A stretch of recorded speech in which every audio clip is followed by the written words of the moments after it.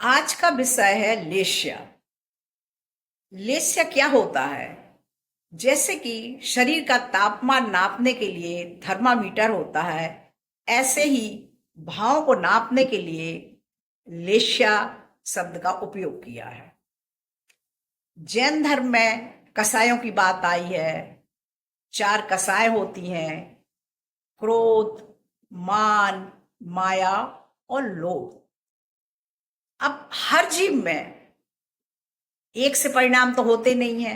हर जीव में किसी में तीव्र क्रोध होता है तो किसी में मंद क्रोध होता है। अब तीव्रता और मंदता को कैसे समझें? तीव्रता मंदता जानने के लिए लेस्या का उपयोग होता है। लेस्या 6 तरीके की होती हैं। इनको लेस्याओं को रंग के माध्यम से समझाया गया है।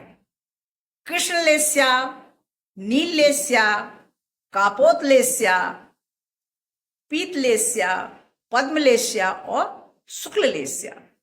जिनमें से कृष्ण, नील, कापोत, ये 3 लेस्याएं अशुभ लेस्याएं हैं और इनमें तीव्र कसाय है।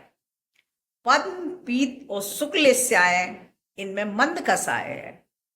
अब एक वृक्ष आपने हमेशा देखा होगा, उस वृक्ष के दृष्टांत से हम लेस्याओं को समझते हैं।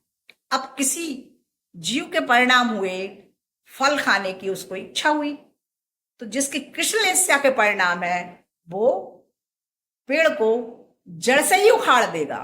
खाना फल है और पूरा ही पेड़ उखाड़ देगा।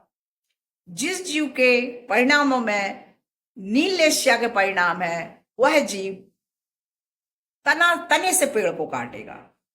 और जिस जीव के परिणामों में कापोत लेस्या के परिणाम है, वो शाखा को काटेगा।